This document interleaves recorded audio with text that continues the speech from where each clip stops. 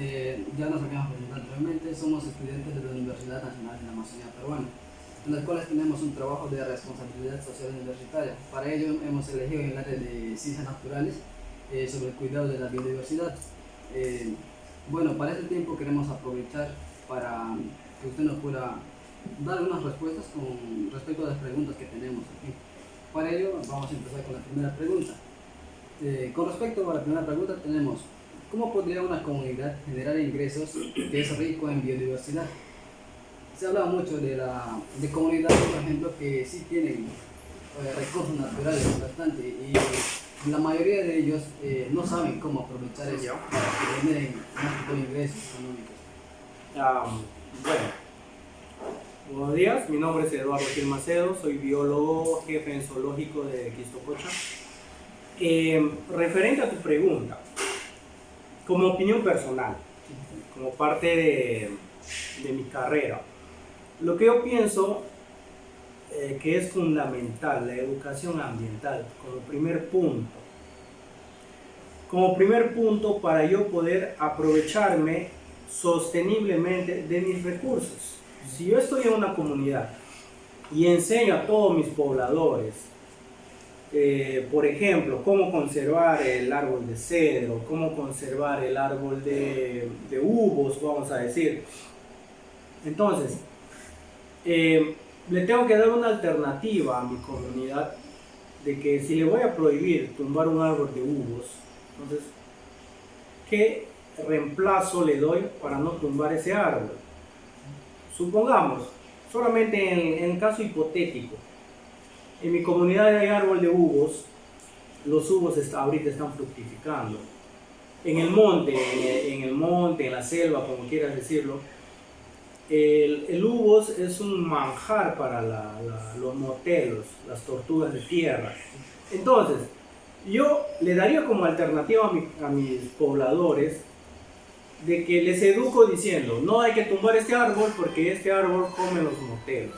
Entonces, si yo tengo estos reptiles o estas tortugas en mi comunidad, hago como una especie de cerco en el centro del árbol y me pongo ahí varios motelos.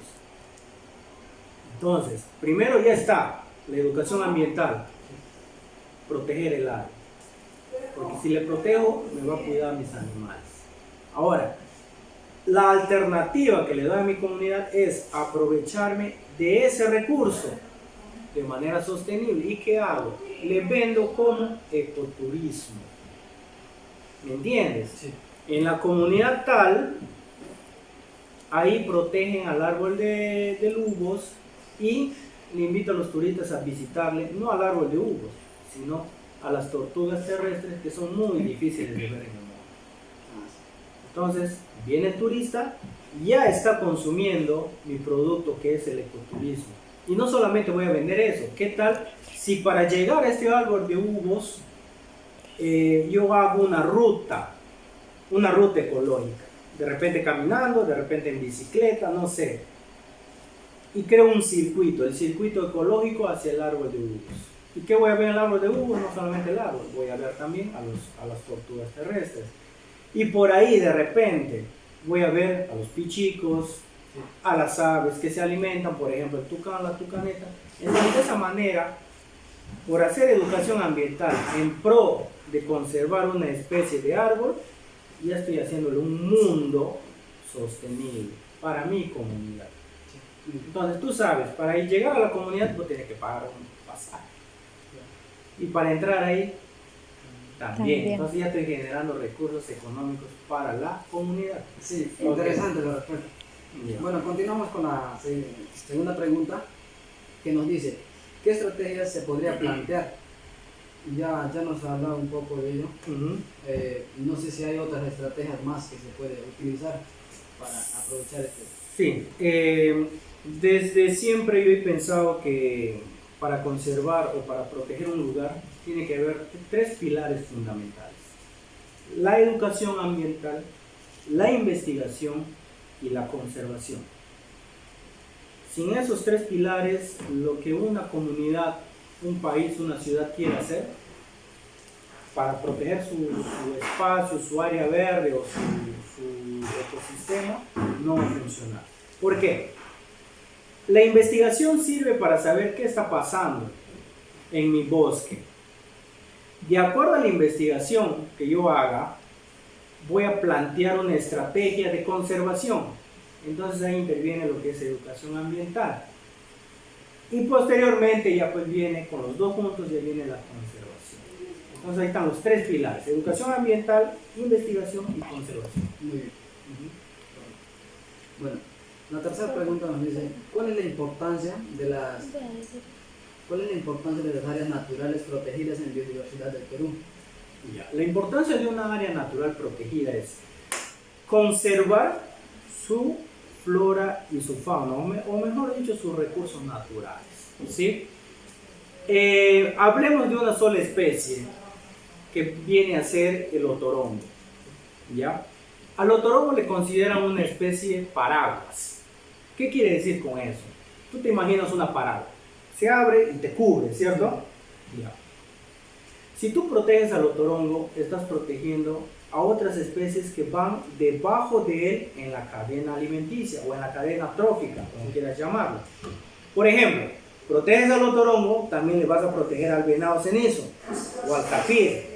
¿Por qué? Porque el animal se alimenta de ellos dos. O sea, no solamente al proteger al otorongo, no solamente vas a proteger a él, sino a todo lo que él pueda consumir como depredador. Y no solamente eso, también va a haber protección para especies arbóreas. Porque si supongamos, el otorongo le come a la sachavaca, entonces ellos van a decir, ¿y la sachavaca de qué se alimenta para que esté por esa zona? Van a investigar y van a decir, la sachavaca se alimenta de aguaje. Entonces no solamente vas a proteger despacito, no vas a proteger ya un sinfín. Por eso te digo, por eso te hablo de las especies paradas.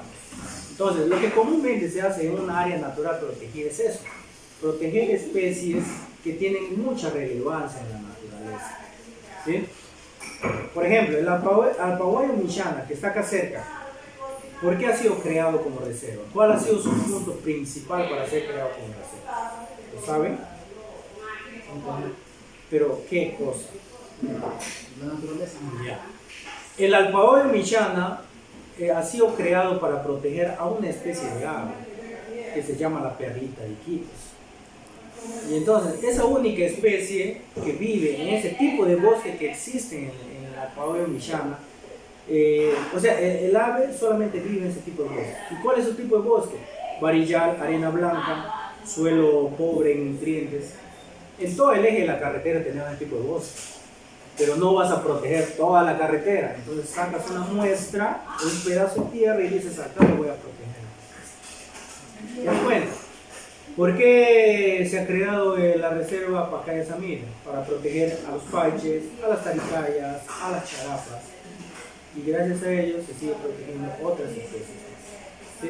Entonces la importancia de un área natural protegida es para proteger y conservar la flora y fauna o los recursos de ese lugar.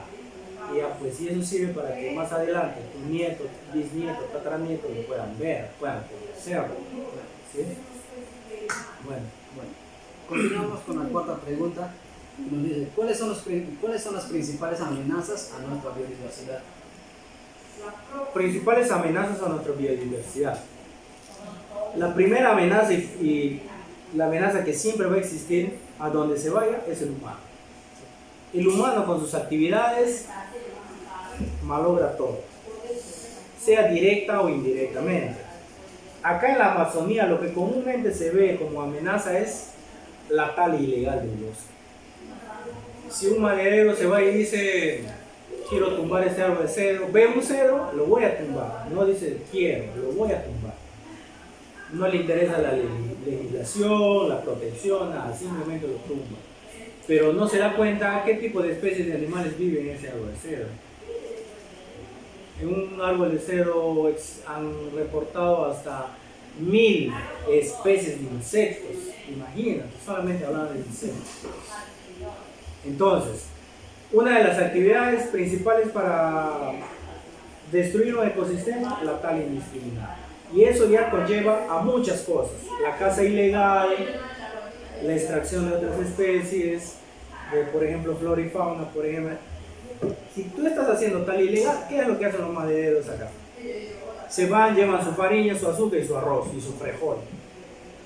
La carne de dónde le sacan. Entonces, ya están haciendo caza ilegal. Para poder cocinar esos productos, ¿con qué usan? ¿Llevan gas? No llevan gas, usan leña. Y muchas veces tumban árboles para hacerles secar y producir su leña. Entonces, no solamente se basa en lo que es tal ilegal, también conlleva a muchas otras cosas. De repente matan un otorongo, voy a sacar la piel, voy a sacar las garras, voy a sacar los dientes para vender en el mercado. Eso ya es tráfico ilegal de fauna.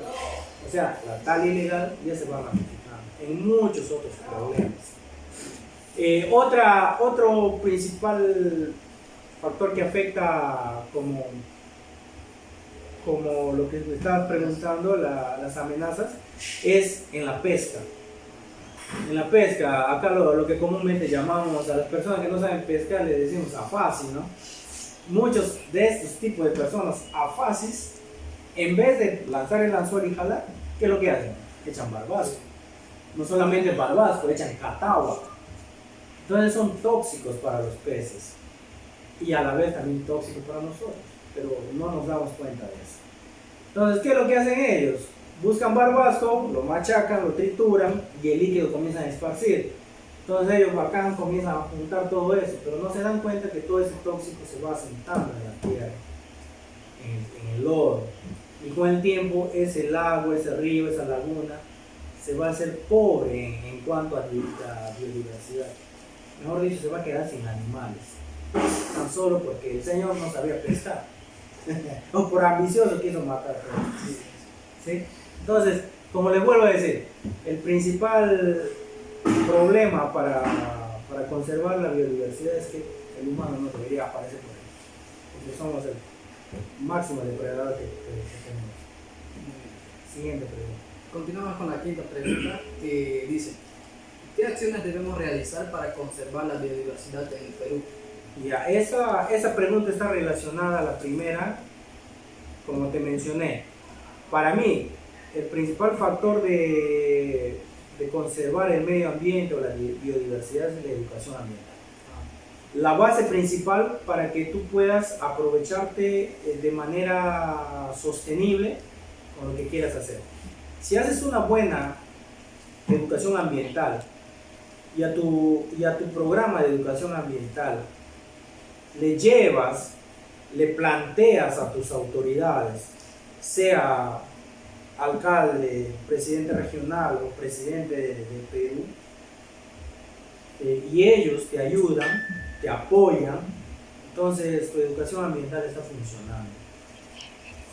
Y si tu educación ambiental le da alternativas económicas a tu comunidad, ya estás yendo un paso más allá, estás progresando. Y una de esas actividades económicas que ayuda a la educación ambiental es el ecoturismo, porque abre muchas puertas y te da muchas otras oportunidades. Y de esa manera tú ya estás conservando tu espacio, tu área verde o tu ecosistema, como quieras llamarlo.